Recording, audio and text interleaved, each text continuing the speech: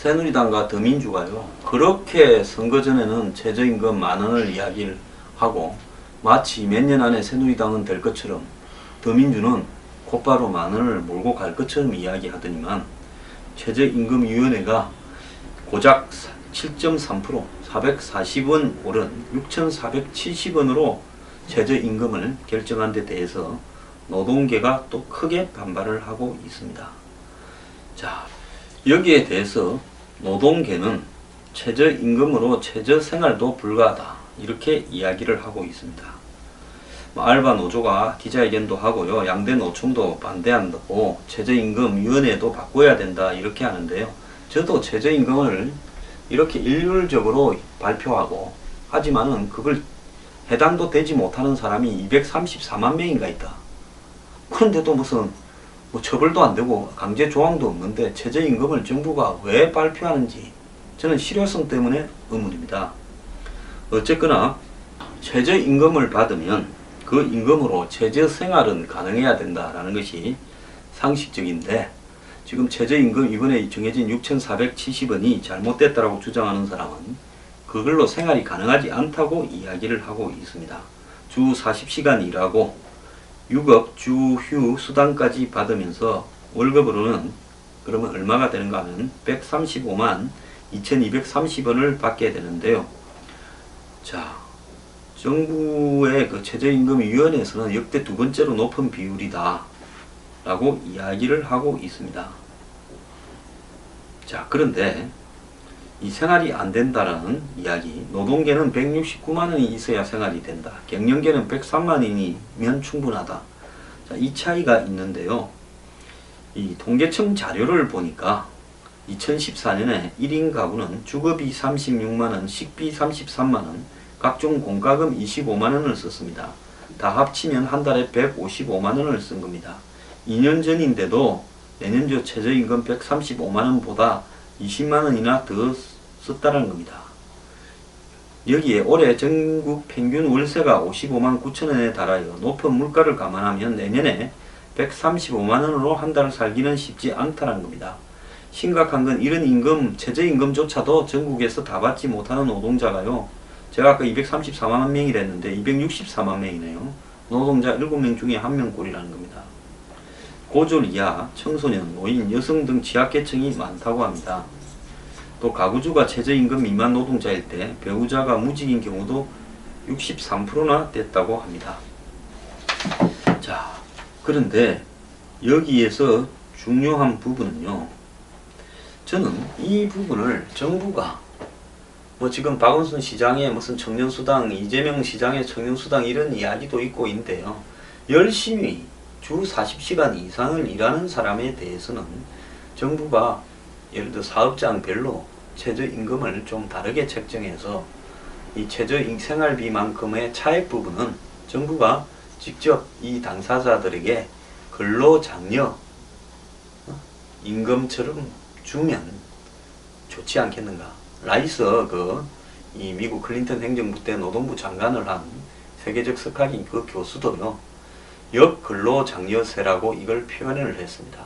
즉 노동을 해서 일을 하겠다는 사람은 최소한의 생활이 되도록 정부가 좀 보완을 해주면 그 돈이 다 소비로 돌아가서 이렇게 쓰여진다는 거죠. 그래서 경제가 돌고 도는 거 아니겠습니까?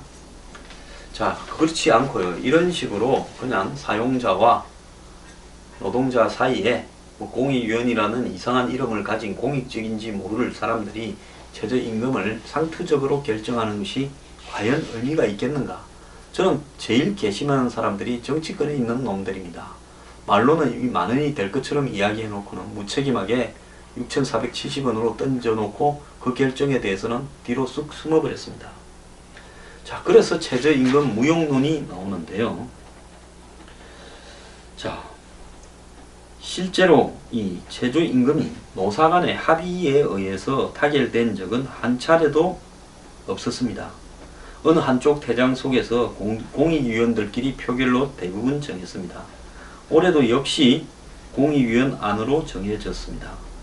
그래서 일각에서는 이런 최저임금을 왜 하느냐, 즉 진영 논리로 점철된 위원회 대신 차라리 정부가 직접 물가 인상이라든지 그리고 최저임금을 못 받는 대노인 264만 명 이런 사람들을 갖다가 고려해서 합리적인 인상률을 정하는 것이 시간과 비용을 낭비하는 걸 줄일 수 있지 않느냐는 겁니다. 실제 최저임금을 정부가 직접 결정하는 나라도 적지 않은데요. 미국, 캐나다, 네덜란드 등이 대표적이랍니다. 미국은 연방정부가 최저임금 기준을 정하면 주의회와 주정부가 최저임금을 그 기준에 따라서 정한답니다. 지금 연방정부 가이드라인은 7.25달러인데 민주당의 샌더스가 힐러리에게 15달러라고 지금 강조를 했죠. 네덜란드는 전년 임금 상승률에 근거해 매년 2차례 자동 조정을 하고요. 캐나다의 경우는 소비자 물가 지수에 따라서 최저임금을 자동 인상시키는 방향으로 하고 있습니다. 문제는 공무원들이 욕 안 먹으려고 이런 짓을 의미도 없는 위원회를 만들어서 하는 것이 잘못됐고요. 또 264만 명한테나 최저임금이 거의 지켜지지 않고 있는데 최저임금을 이야기하는 게 무슨 의미가 있나? 정부가 최저임금제를 정부가 근로장려 세제를 도입하는 형태로 해서 추진하는 것이 저는 좋을 거라고 보고 있습니다.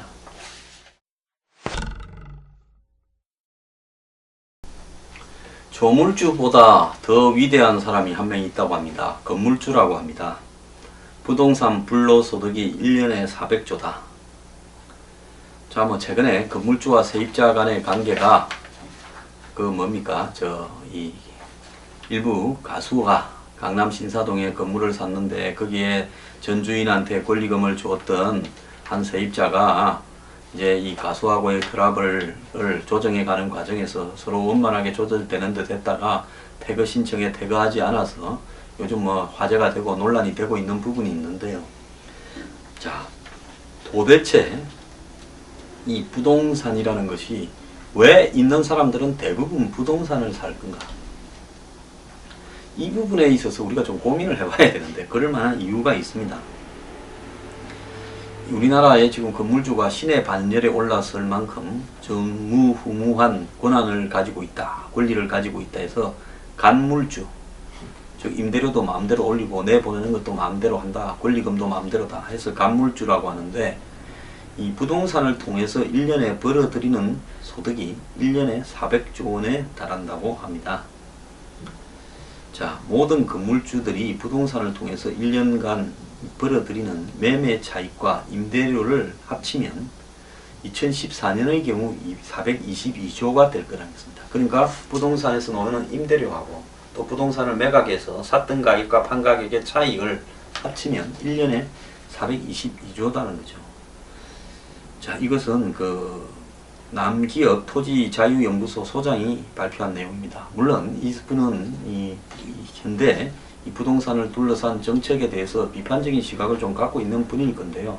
저도 좀 비판적인 시각을 가지고 있습니다. 왜냐하면 정상적인 국가라고 본다면 부동산에서 이렇게 큰 불로소득이 나오면 그 이상으로의 세금이 추징 시스템이 마련되어서 근로소득과 부동산 임대소득 간의 어떤 차이나 이런 부분에 균형을 맞춰줘야지 한 사회가 정상적으로 굴러가죠. 제조업하는 사람들이 부동산을 통해가 돈을 이래 많이 버는데 누가 회사를 하겠습니까?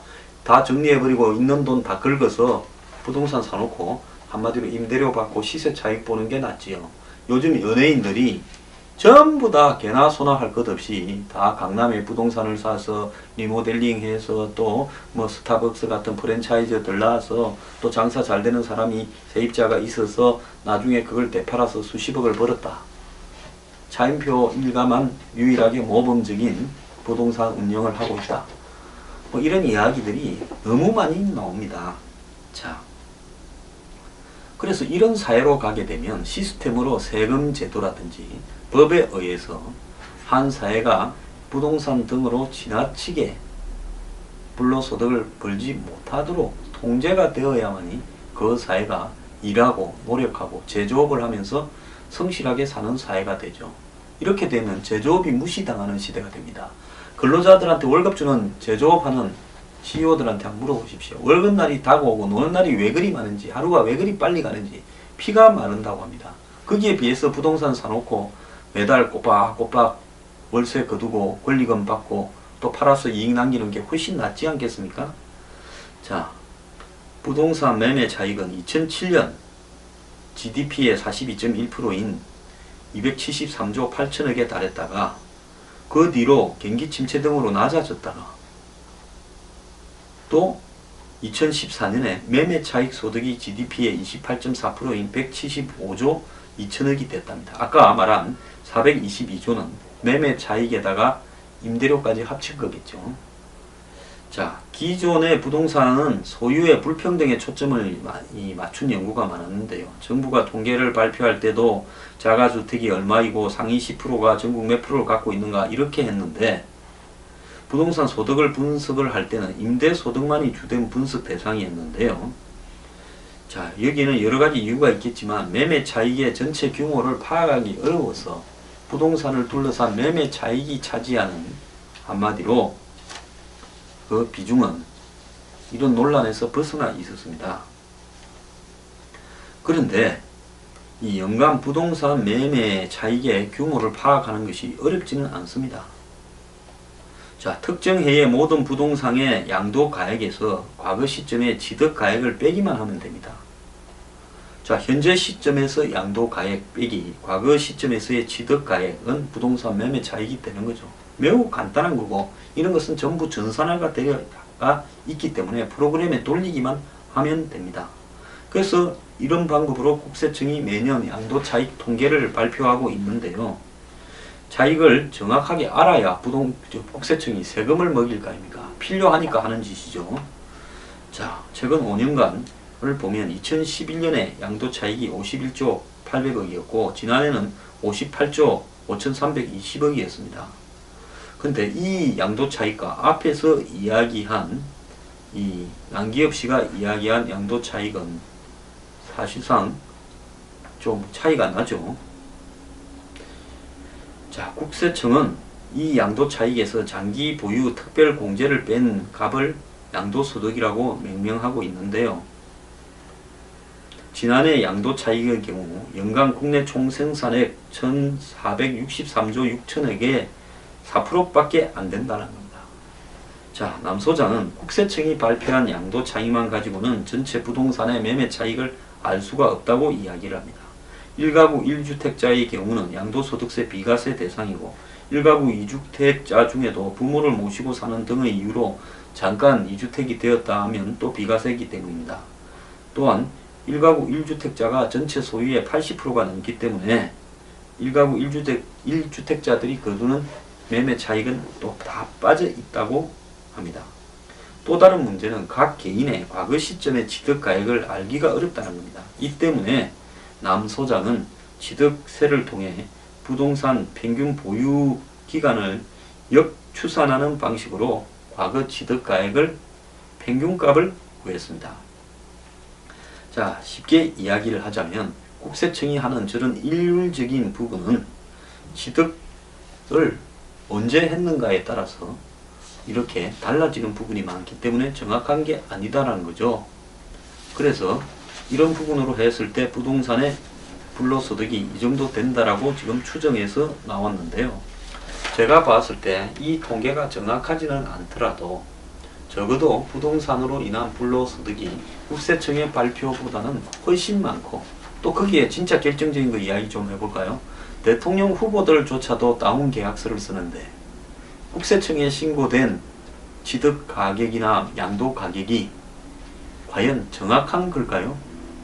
그렇지 않습니까? 대통령 후보들도 다 다운 계약서 썼지 않습니까?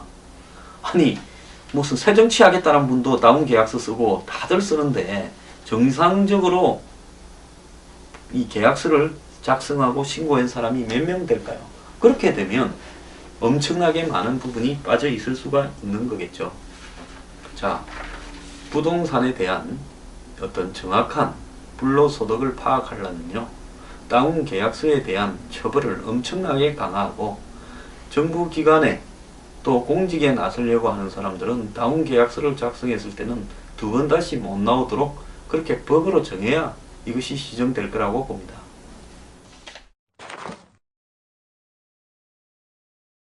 우리 사회에 철없는 20, 30대는 76%가 돈과 인맥이 있어야 성공한다. 진부한 5, 60대는 38%가 열정과 노력이 우선이다. 이렇게 이야기를 한답니다. 자, 근데 제가 50대, 우리 나이로 53살이죠. 50대로서 이야기를 하면요. 열정과 노력이 있어도 안 되는 건 안 되는 겁니다. 제가 살아보니까 그렇습니다. 자, 어떤 분은 저보고 뭐 황 소장이 직장 생활을 안 했다 그런 이야기를 하니까 좀 기분 나쁘다 이러는데, 제가 직장 생활을 예를 들어서 남 밑에서 이 통제 받으면서 안 했다 라는 부분을 이야기하는 것이지, 저는 제 나름대로 자영업도 해봤고 또 더 나아가서 한마디로 창업도 해봤고 또 그리고 험한 이 리스크 일도 많이 해봤습니다. 저도 열심히 일했으니까 지금까지 숨을 쉬고 살지요. 열심히 일하지 않았으면 어떻게 숨을 쉬고 살 수 있겠습니까? 다만 남 밑에서 월급 받는 일은 안 하겠다라고 하는 것이 제 소신이었고 지금까지 대체로 그 소신을 지켜왔습니다. 하지만 저도 자존심 상할 때 많았고 스트레스 받을 때 엄청 많았고 지금까지도 풍족하게 살고 있지 못합니다. 자, 2030의 입장에서 봤을 때는 학벌이나 능력이 중요한 게 아니다. 기본적으로 경제력과 인맥이 있어야 되는데 2030이 경제력이 어디서 오겠습니까? 할아버지나 아버지의 경제력이겠죠. 자, 5060은 경제적으로 자식이 나보다 더 잘 살 거라 생각하는데 이런 분들 생각 버리세요. 바꿔야 됩니다. 지금 그분들의, 당신들의 자녀들은 당신보다 훨씬 더 못 살게 될 겁니다. 그것이 시대적 추세입니다. 그래서 젊은 사람들에게 좀 온정적인 시각을 좀 가질 필요가 있습니다. 우리가 살았던 시대와 58년 개띠가 살았던 시대와 지금 230이 처해 있는 시대 상황은 아주 다릅니다. 자, 이 전문가들 이런 인식 차이를 줄이기 위해서 부와 가난의 대물림을 완충시키는 계층의 사다리가 필요하다 이렇게 이야기를 했는데요. 자, 2030한테 성공의 가장 중요한 요소가 뭐냐니까 54.3%가 경제력, 50대 이상은 37.7%가 열정과 노력이라고 있고요. 그 다음에 2030의 경우 인맥이 21.5%로 두 번째로 많았고 경제력과 인맥을 합치면 75.8%고 50대 이상은 경제력을 꼽는 경우가 29.1%란 겁니다. 학벌이라고 대답한 비율은 60대 이상에서만 10%를 넘겨서요. 요즘은 학벌이 별로 중요하지 않다는 겁니다. 서울대를 나도 국어공무원 하는 사람도 있고 취직이 안 돼서 빌빌 싸는 사람이 많으니까 정말로 이런 이야기도 일부는 이제 맞는 세상이 된 것 같습니다. 부모 자녀와 비교해 경제 환경을 묻는 질문에 50대 이상은 부모보다 잘 살고 있다고 답한 경우가 50대에는 45.1, 60대는 55.6으로 이렇게 대답을 했습니다. 자, 부모와 자녀의 이렇게 경제 환경을 비교해서 물으니까 50대 이상은 부모보다 더 잘 살고 있다고 답한 경우가 절반이 넘었고요. 또 50대는 45.1, 60대는 55.6%가 자녀가 나보다 잘 살 거라 이렇게 봤는데 20, 30대의 경우 자신이 부모보다 잘 산다는 대답이 8.9%, 14%에 불과했고 자녀가 나보다 더 잘 살 거라는 응답은 14.6, 24.7에 그쳤다는 겁니다. 즉, 이 청년 실업률이 10%를 넘고 전월세가 급등하고 있고 고령화, 저성장, 양극화 시대가 되고 이러다 보니까 비관적인 전망이 젊은 세대를 압도하고 있다는 겁니다. 40대는 끼인 세대, 이것도 저것도 아닌 어정쩡하다는 겁니다. 성공 요소를 물으니까 경제력을 51.7로 했지만 두 번째는 또 열정과 노력을 23.8%가 택했답니다. 부모보다 더 잘 살고 있냐 물으니까 24.9%가 더 잘 산다 했는데 5, 60대보다 훨씬 적죠. 자녀가 더 잘 살 거라고 한 것은 38.1%라는 딱 양 5, 60대와 20, 30대의 중간적인 답을 하고 있습니다. 우리 사회에 이 불공평한 분야를 골라달라는 대답이에요. 취업 준비 중인 20대는 고용이라고 대답을 했고 한마디로 백으로 들어간 사람이 많으니까 그렇겠죠. 47.8%가 이랬답니다. 월급쟁이가 많은 30, 40대는 세금을 언급을 했고요. 50.1, 47.3이 그랬답니다. 퇴직 시점인 50대는 고용이 36.3, 납세가 36.5라고 했고요. 저임금 노인 일자리로 고생하는 60대 이상은 근로 조건이 24.4라고 했습니다. 자, 이걸로 보더라도요, 우리 사회에 한마디로 이미 장기 저성장 시대로 돌아갔습니다. 시장경제 주장하는 분들은 시장경제로 이걸 해결할 수 있는 방법이 있다면요, 좀 대답을 좀 해주십시오. 제가 시장경제를 부인하는 게 아니라 지금의 시장경제라고 부르는 아무것도 관여하지 않고 규제를 완화하고 힘센 자들이 마음대로 하라고 내버려 두는 시스템으로는 이걸 고칠 답이 없습니다. 앞으로도 고쳐지지 않을 겁니다. 그래서 제가 그걸 고치자고 시장경제 내부에서 그래도 위반이나 반칙을 줄이고 더불어 살 수 있는 방법을 정의롭게 강구해야 된다고 주장을 하는 겁니다. 저는요, 자유시장 경제의 만능을 주장하는 사람의 말처럼 경제가 자꾸 고성장을 해가고 그렇다면 실업이나 양극화가 있다 하더라도 일자리가 그래도 쉽게 생길 수 있고 또 희망을 가질 수 있는 사회라면 제가 굳이 이런 이야기를 안 하겠습니다. 방법이 있으면 내놓고요, 방법이 없으면 당신들의 주장은 좀 적어야 됩니다.